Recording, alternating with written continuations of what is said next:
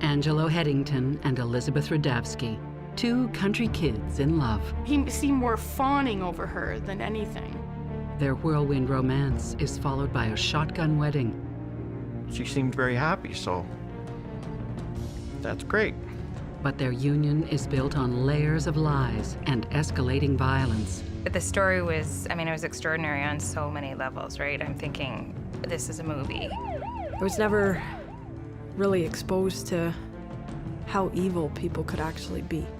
Love may be blind and marriage bliss, but divorce is murder.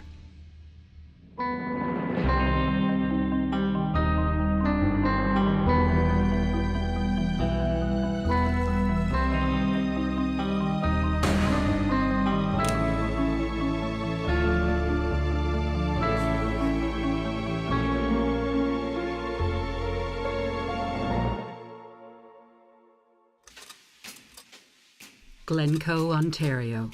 This is horse country.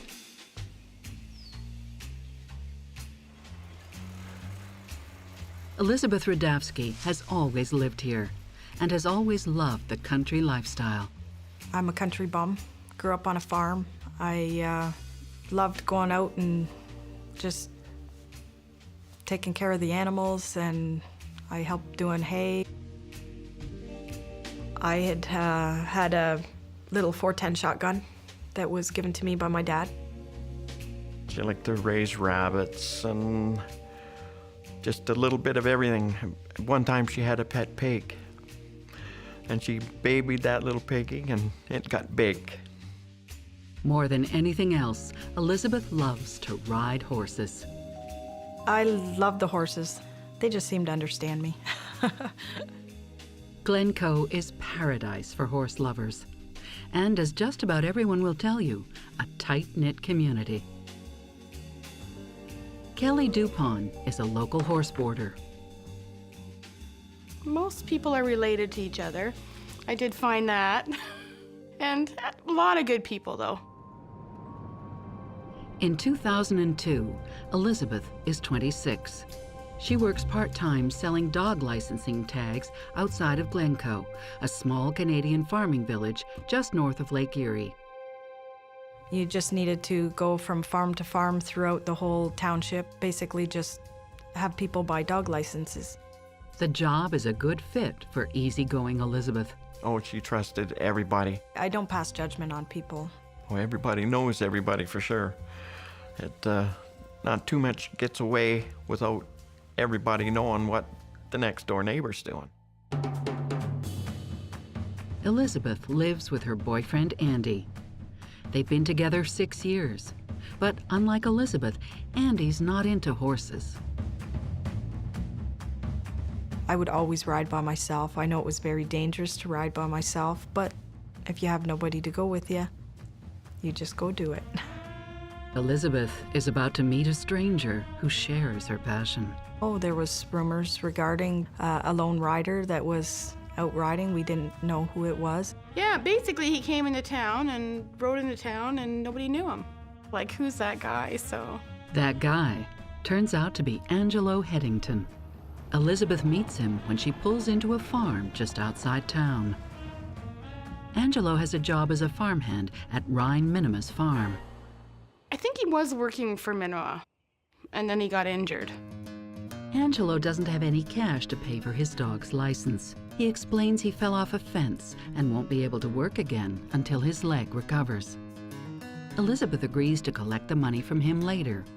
Their conversation quickly turns from dogs to horses. He says, oh yeah, he has a horse, and oh, where's your horse? And oh, he's in the barn. That was my first visit.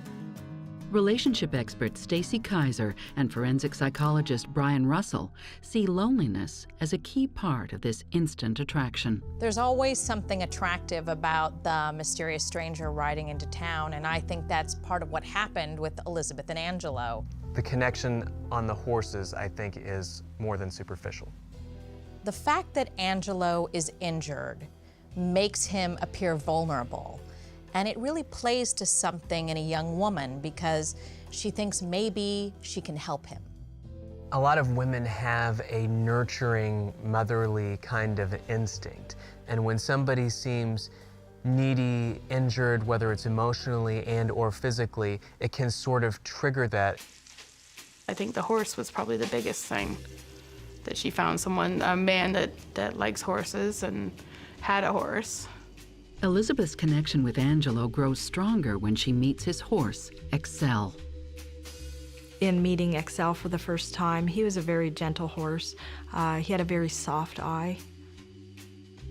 In being an animal lover, you can always judge an owner by the way the animal acts.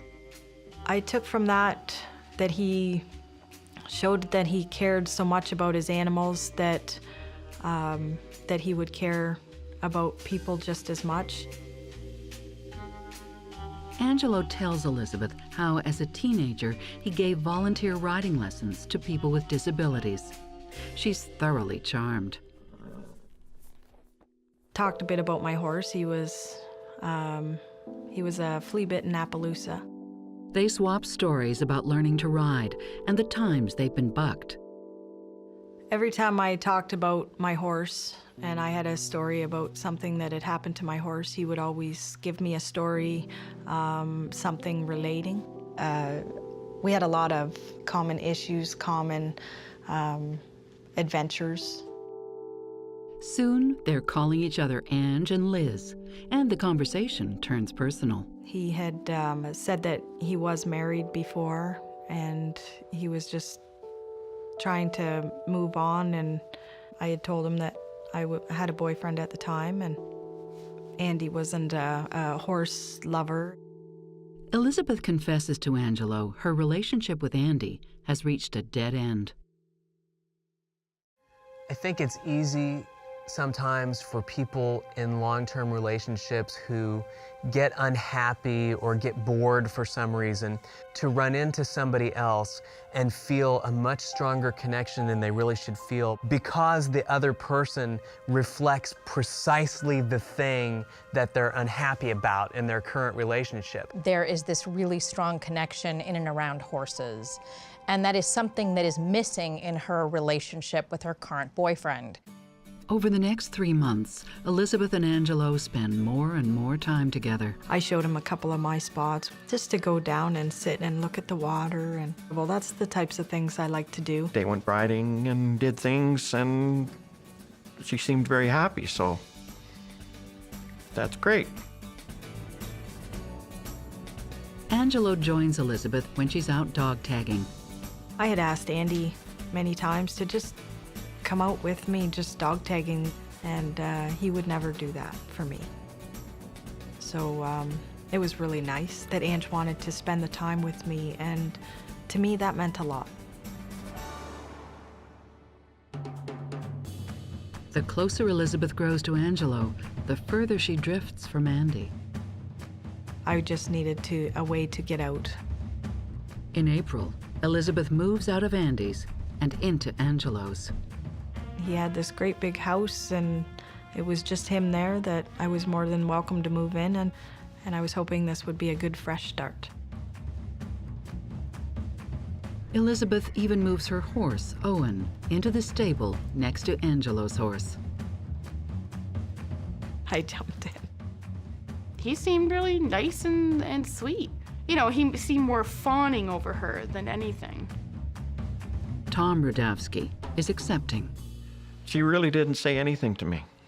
Just one day she's living with her other boyfriend, and then she's moved out and moved in with Angelo.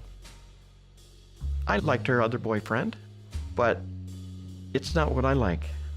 It's, if she's happy, that's the way it is. It's really concerning to me how quickly Elizabeth has fallen for Angelo, left her boyfriend, and subsequently moved in with Angelo. It's almost as if she has put him up on a pedestal that he will inevitably fall from.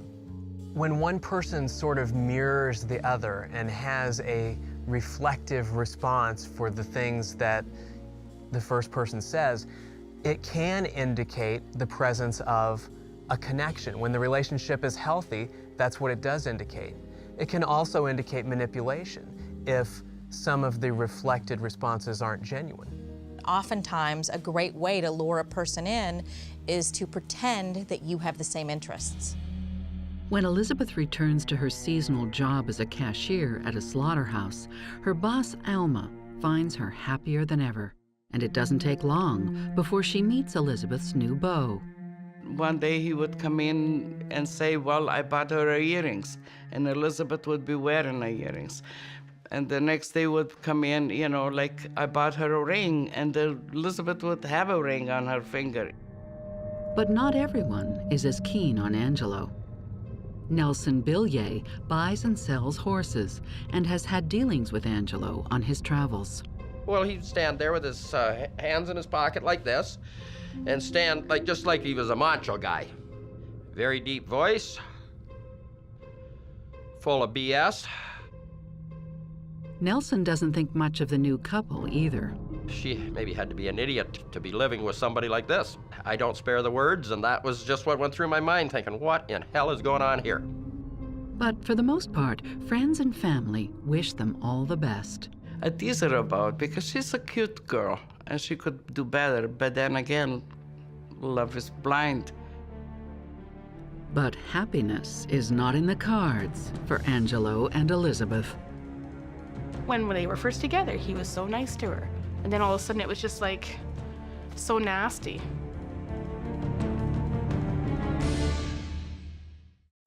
Elizabeth Rudavsky leaves Andy, her boyfriend of 6 years, and moves in with Angelo, a mysterious farmhand who recently moved to the small village of Glencoe, Ontario.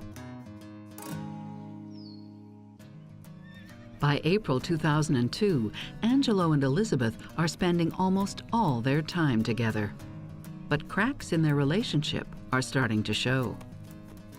Angelo is more and more possessive. If she was anywhere near me, he would be within 5-10 feet, always within listening distance. Angelo accompanies Elizabeth to work every day and stays for her entire shift. The only thing I knew, all of a sudden, he was in the picture. He would wait till lunch in my coffee room and sit there and never leave. At first, Alma chalks it up to the folly of youth. One time they came with the same kind of shirt.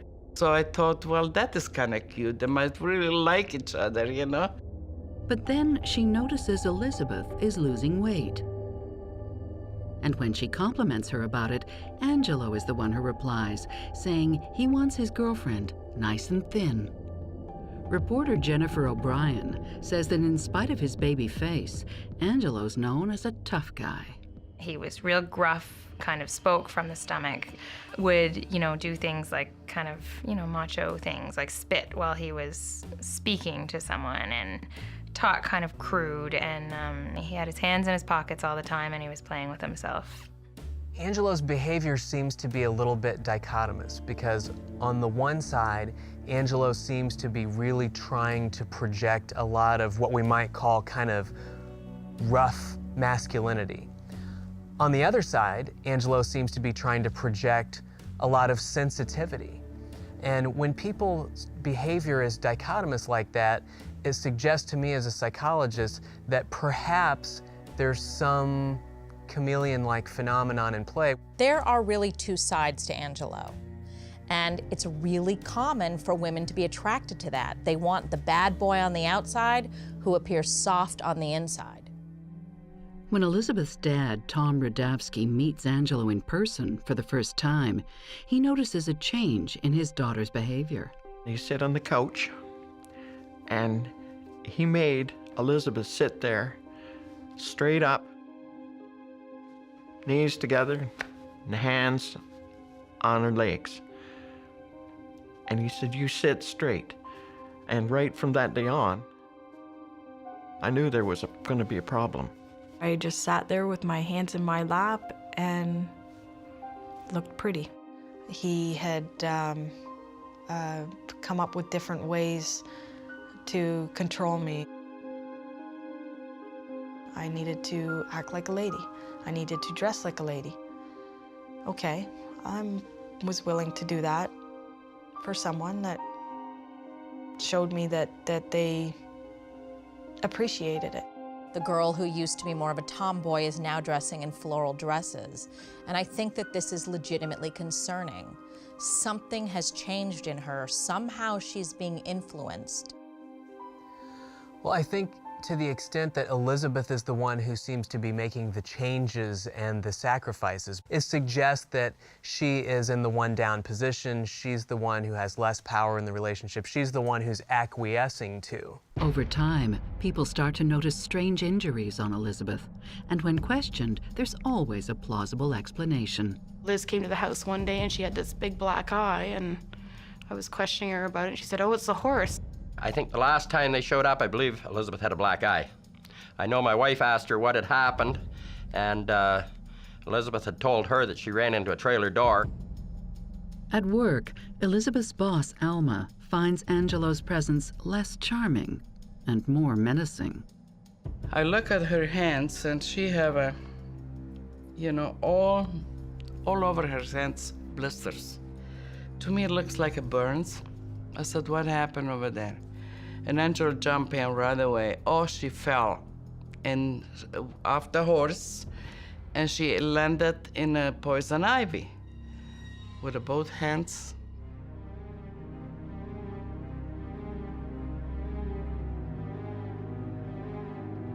After a few months, Angelo's presence in the lunchroom has become such a nuisance that Alma's son asks him to leave.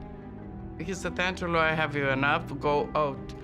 Go come back at 5 o'clock and pick her up." Angelo doesn't leave. He simply plants himself in front of the shop. But he never listened. Then he was sitting on a parking lot. When asked to leave the premises, he crosses the highway and watches Elizabeth work from across the road.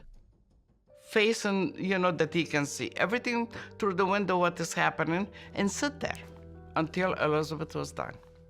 The fact that Angelo is continuously showing up and spending long periods of time at Elizabeth's work does not necessarily portend some kind of disaster, but I do think it portends dysfunction in the relationship because it either reflects an unhealthy degree of dependency on Angelo's part, or it portends an effort to isolate Elizabeth even in her own workplace. In other words, to prevent her from having the opportunity to interact with others outside of Angelo's watchful eye. It's a predatory behavior. It's somebody who is lurking in the shadows waiting for who knows what. It looks like he is not giving her space to have a life. And it also makes me think that he has nothing to do. Doesn't he have anywhere else that he needs to go? There are different accounts of what happens next. Alma says Elizabeth up and quit. She just said, "Alma, I better quit." That's it. And she did not give me the reason why. Kelly Dupont says Elizabeth is fired. You can't have an employee where someone's sitting outside and waiting. It's really quite creepy to them. Everyone agrees that Angelo's presence is to blame. Around the same time, Elizabeth also loses her dog tagging job. She lost 2 jobs because her partner was outside, stalking her basically. Then, in June, the couple is kicked off the farm for not paying rent. Elizabeth's brother Tommy tells their father that Elizabeth shows signs of domestic abuse. He was telling me that he's seen Elizabeth with bruise on her face. Tommy also finds a leather riding crop hidden inside a cushioned chair, the kind used to discipline horses. Angelo tells Tommy he's kinky, suggesting a different, more sinister use of the whip. I never seen Elizabeth with any injuries at that time, and it's just from what my sons told me. Out of the blue, Elizabeth asks her brother to take her guns away, but doesn't say exactly why. I think I just told him that the guns need to go. that it's not a lady thing to do, that they just need to go. In town and at the barn, tongues start to wag. Everything about this relationship starts to feel wrong. Nelson, who's known Angelo for a long time, expresses his concerns to Kelly. You know what, really be careful around that one, because, yeah, he's sort of a scammer and a con man, and that she was sort of in danger, really. In a way, we felt sorry for her, but it's not our duty to walk up to somebody and say, hey. Concern grows when Elizabeth holds a yard sale in a pasture on No. 2 Highway. I drove by and there's a big yard sale. So I stopped and there's all this great stuff like long rider coats and saddles and blankets and bridles. I mean, nice stuff. So I stopped and bought a few things, but I said to Liz, I said, why are you selling all your stuff? Elizabeth says she needs the money. Kelly wonders why Angelo isn't selling his stuff too. Among the items for sale, Elizabeth's first saddle. I remember it had my initials on it. I oiled it all the time, and it was really hard to sell that saddle. And her horse, Owen, which Nelson gladly trades for a much cheaper horse. He was a very nice horse. I cannot tell you where I sold him, but it was a very good horse deal for me. And you think, why is somebody doing this? So here we have Elizabeth, who is having this yard sale and selling off possessions that are near and dear to her, and Angelo is not. What this says to me is not only has she now been isolated from work and family and friends, but she's starting to sell off her possessions. So what is going to be left of Elizabeth? What, in terms of her identity, is she going to still have? We have to keep in mind that love is sort of the great blinder, and that she may have felt at the time that she was sort of willingly doing what she needed to do, because at that point it was she and Angelo against the world. The couple soon finds a new place in Ridgetown, 40 miles away from everyone they know. So they move away, like they keep moving. We sort of have increasing isolation from those to whom she's always looked for social support. All of those are indicators of an isolative process that can be dangerous, and it can indicate an underlying pattern of control that can become abusive very easily.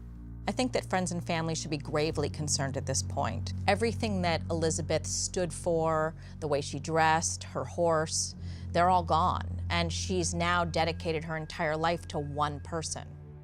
But soon, her loved ones will get big news. News that might just explain the couple's odd behavior.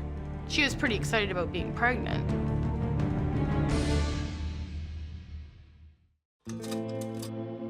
After losing 2 jobs, the roof over their heads, and having to move, it looks like Elizabeth and Angelo's relationship is on the rocks.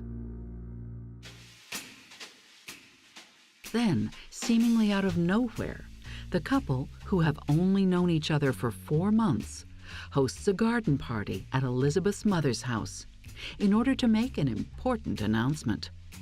It was a beautiful day out. It was a good day. I was shocked. I was shocked to learn that they had gotten married. But there's even bigger news. Elizabeth announces she's pregnant, and Angelo is the proud father-to-be. You just congratulate her, and like that's all you can do. I hug her and I said, oh my gosh, you know, you won't be sorry. So I was happy for her. They were very happy for me.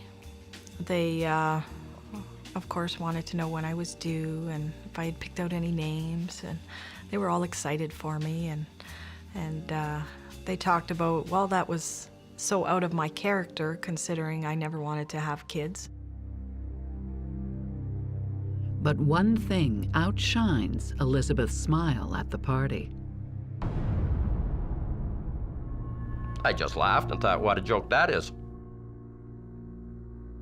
It bothered me trying to explain to everyone how I could be pregnant and how I was so happy when I had a big black eye. I knew how to pull the wool over people's eyes. It was one thing that Ange taught me how to do. She'd say, oh, I fell down, or the horse kicked her, or the horse bit her, or the horse knocked her with her head. After the party, people see less of Elizabeth and Angelo. When they do, it's more bruises and more stories. We had a big 2-horse trailer, and Angelo wanted to borrow it. He sent her to go and clean the bees out of the horse trailer. And she was like trying to swatting at all these bees, but being that she was pregnant, I mean, it would have been insane for her to go clean it out. So I think it was my husband that finally said to him, get your butt back there and clean that trailer out. What are you doing? The stories that you heard, you figured that there's something up. Tom tries to give his daughter a way out. One night she called me up and I could tell, like in her voice, that there was something wrong. And I asked her. I said, is he hitting you? And she wouldn't say. So I said to her, you tell me. Because I'm only a short distance away, but nothing ever come out. Elizabeth doesn't take her father up on his offer to help. And things only get worse. In August, Elizabeth is admitted to the hospital with life-threatening injuries. I didn't think I was going to make it. I just chalked it up as I'm dead. She is treated for bruising, swelling, a collapsed lung, and vaginal lacerations. I was basically bleeding to death. Elizabeth is given 7 units of blood. There are 12 in the average adult body. She tells doctors she was in a horseback riding accident. Because of where my injury was, I told them that the horse had bucked and I had come down and landed on the saddle horn. And thus be why I had such a very large cut down there. It seems completely inconceivable to me that the injuries that Elizabeth had at this point were adequately, reasonably, believably explained away by having fallen on a saddle horn. Clearly, the abuse is getting more intense.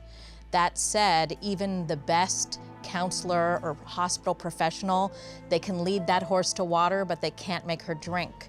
And so they can give her the tools, they can talk to her about leaving, but she's an adult, and if she wants to stay in that situation, she gets to stay in that situation.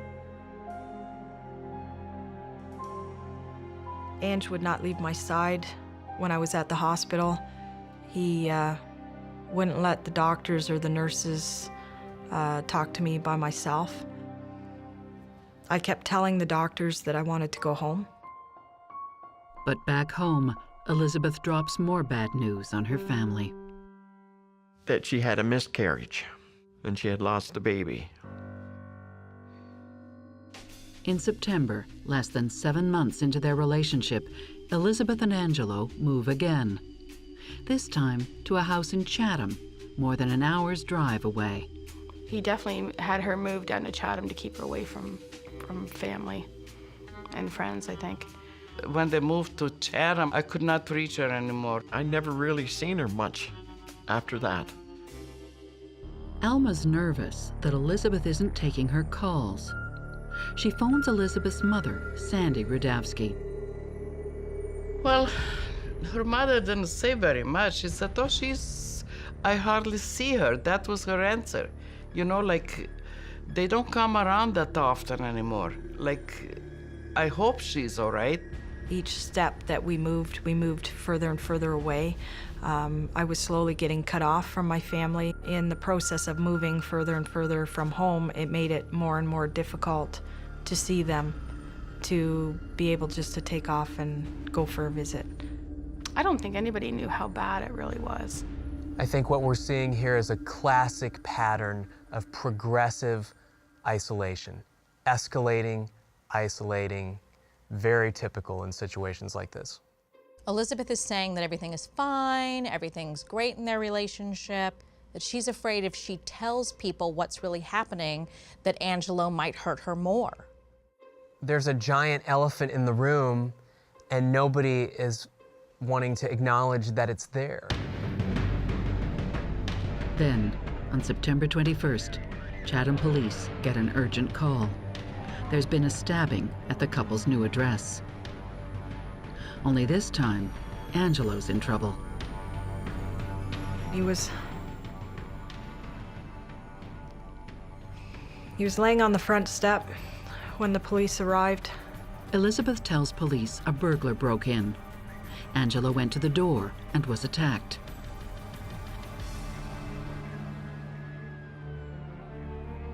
With Angelo in critical condition, Elizabeth braces for the worst. We always thought we should have told her, but then if you told her, does she snap then, or does she know what she's married to? We thought maybe she knew what she was married to. Angelo Heddington is stabbed in the early morning hours of September 21st, 2002. He's rushed to the hospital. I kept saying to Ange that he'll be okay, everything will be okay. And then, as I was being pulled away, I heard Ange say, "It was my wife."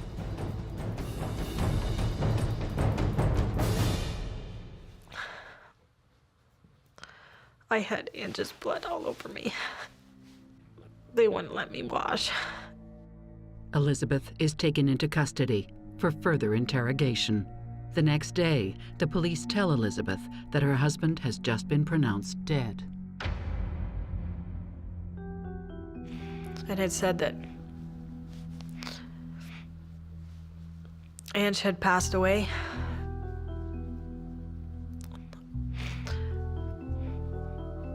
And that I was officially charged with first-degree murder. What the detective says next is even more shocking. He tells her the name of her deceased husband is not Angelo. The detective referred to Angelo as Angela. And I kept saying, no, his name is Angelo. And he asked me if I understood exactly what was going on. Ange was a girl. The paramedics made an observation which led them to believe that the person who they believed was a male person was in fact a female person. On their way to the hospital, the paramedics discovered a prosthetic penis under Angelo's clothes. The police came to the door and said, "We have to talk to you. It's about your daughter." And there's something else, like, he is not a he, he's a she. The story is everywhere, and Angelo's secret is the talk of the town. How do you keep something like that quiet? My son showed me the newspaper. I said, no, it cannot be. People were quite shocked to find out that Angelo was a woman. Not everyone is surprised, though.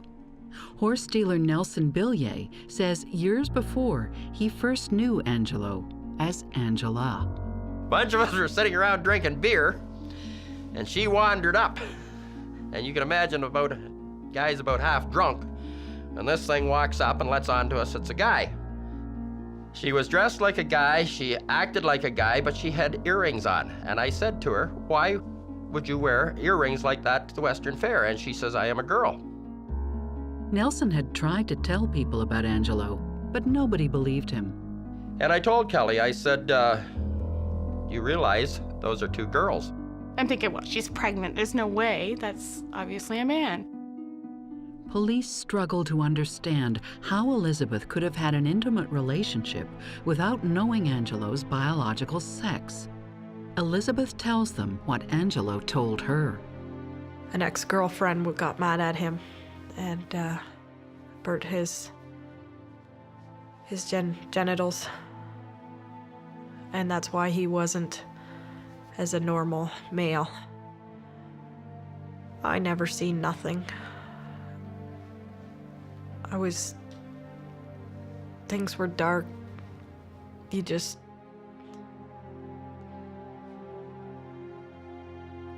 I never passed judgment. There's more to love than just sex.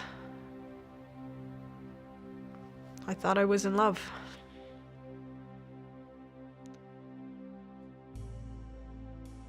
I think it's completely possible that Elizabeth believed Angelo's story and then decided to respect his wishes and not touch him physically, because Elizabeth was so passive when it came to him. He had so much control over her that it would make sense that he had control in the world, he would have control in the bedroom as well. In custody, Elizabeth quickly admits to killing Angelo. But she says she acted in self-defense. It's like everybody else. If you're pushed to the limit, people protect themselves. Her account of her 7-month relationship with Angelo is harrowing. The beatings began within a week of moving in with him. I took one heck of a beating. Soon, Angelo punishes Elizabeth for offenses such as making her meal portions too large. Well, I tried to make it as even as possible, so then he would start taking food off my plate. Well, you're trying to lose weight, so you don't need all this food. The more I tried to fight back, the harder the beatings got, the more creative he got. Elizabeth reveals the real reason she asked her brother to take her guns away. She feared for her life. He had cocked the gun and pointed it right at my head and said, "Do you want me to pull the trigger and see if there's something in there?" As I'm looking down the barrel of my own gun. And when she was hospitalized, she didn't fall on the saddle horn. She was violated with a metal pipe. I was actually very shocked when Ange had put me in the truck to take me to the hospital. I figured I was just gonna be thrown in a ditch somewhere on the side of the road. Police don't yet know if Elizabeth's claims are true, but it's clear the young woman is in rough shape. There was a lot of physical features about her that supported the fact that she was being abused. Elizabeth spends her 27th birthday in custody in Sarnia Prison. Dr. Peter G. Jaffe, an expert on domestic abuse, is brought in by Elizabeth's lawyer to assess her mental state. I think what was unique about Elizabeth is the fact that she wasn't thinking about herself and whether she'd spent her life in jail. Her thinking was really all about Angelo and Angelo's family and what she had done. In their sessions, Elizabeth reveals another truth to Dr. Jaffe. She isn't legally married. It was very hard lying to my family.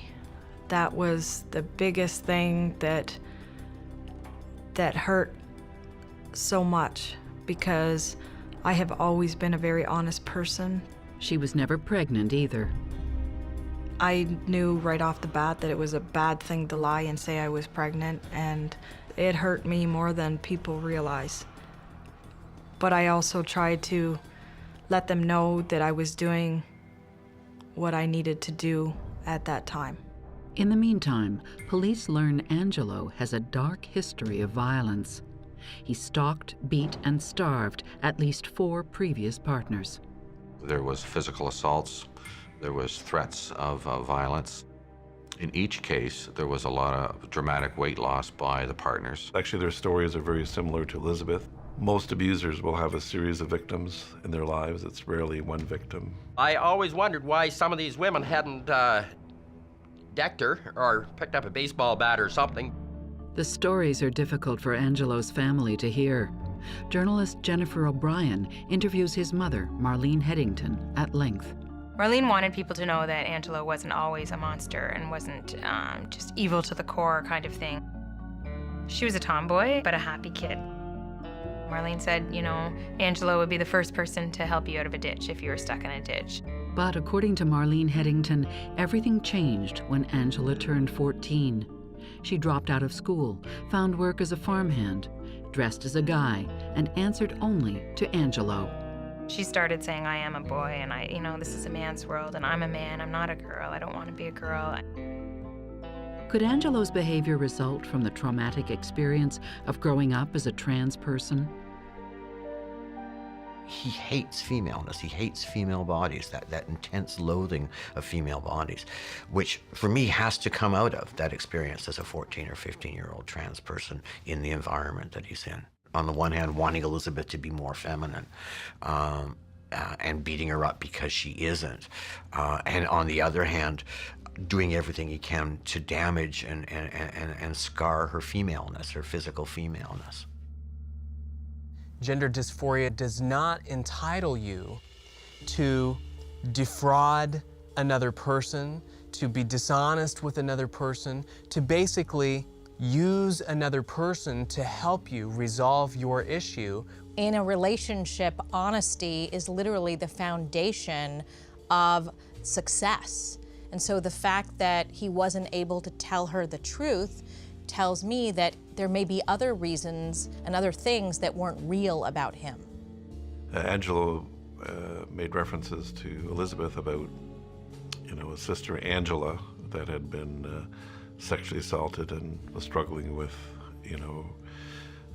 her own sexuality in the aftermath. So one could speculate that Angelo was really two people. There was an Angela that was a vulnerable victim of something terrible that happened when she was younger, and then there was an Angelo who was the male, aggressor, perpetrator, trying to compensate, or deal with the trauma that she had suffered earlier. Whatever the origin of the violence she was victim of, it finally pushed Elizabeth over the edge. The details will soon be revealed in court. Everything was still quiet, and then all of a sudden, he attacked me and started coming at me. Elizabeth Rudavsky is in custody after stabbing her partner, Angelo Heddington. After his death, police learn Angelo is really Angela, a woman living as a man. The court proceeding in April 2003 is only a day long. There had been murders and there had been abuse cases, but nothing like this. I'm thinking, this is a movie. For the first time, the public learns how Angelo was really killed.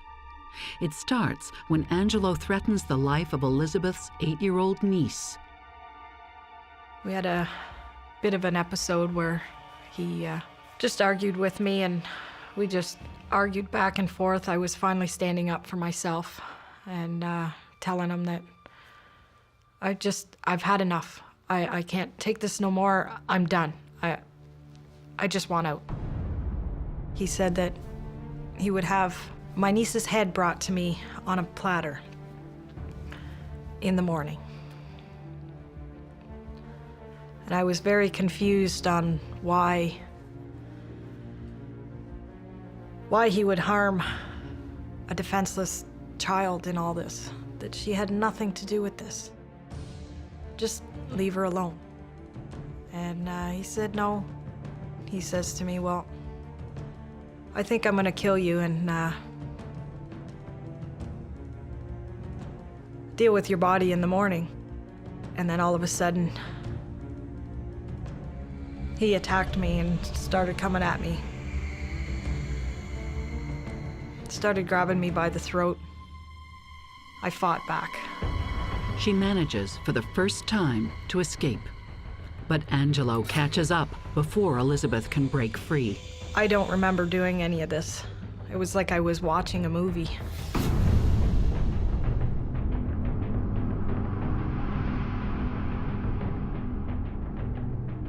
I just remember him saying, "You stabbed me."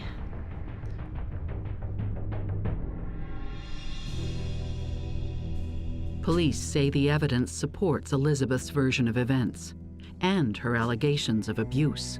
We seized a vacuum cleaner pipe. There was DNA that we were able to extract from that pipe that supported allegations that Elizabeth had made. I told the truth. It felt so good to finally get it out. The court also hears a summary of Dr. Jaffe's report on her psychological state and why she couldn't leave Angelo. Most people think, well, I could never be in that situation. Give me, show me a crack in the door, I'm out of there so fast. But that's not the reality. Part of abuse is taking somebody down a very dark highway. So if an abuser gets a victim to tell one lie, then you're part of the scam. Then you feel even more trapped. Elizabeth says her mental state also kept her from asking questions about Angelo's sexuality. I'm not naive. I guess deep down I did know Angelo was an Angela. When you're put in certain circumstances and you're told and forced to believe certain things, your mind goes into a defense mode. You just learn to overlook people's flaws. You just learn to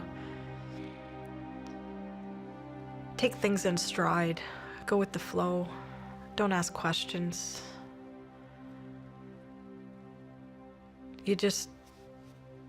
People are who they are. Defense mechanisms are very powerful things. You can truly convince yourself that what you think you're seeing, you're not. But I also think it might have been embarrassing for her. She might not want to have admitted that she maybe made a mistake and believed that Angelo was a man when he was genetically a woman. I think Elizabeth probably loved Angelo, at least at the beginning. And it's hard to really know if Angelo loved Elizabeth as a person or loved the representation that Elizabeth provided of what Angelo wanted to be. I don't think that Angelo is just a mean, evil person. I think that Angelo is deeply disturbed and doesn't know how to deal with his emotions, and he acts out because of it. I think Angelo was a mean, evil person who was also disturbed. There's another dimension here which I think was unique in the sense that Angelo was threatening not only to harm her, but also harm a niece of hers and, or harm her parents. So in that way, you're totally captive, because even if you can seek freedom, you might be endangering somebody else who you love. I'm not one to call people's bluffs. Do you want to play Russian roulette with your family's lives?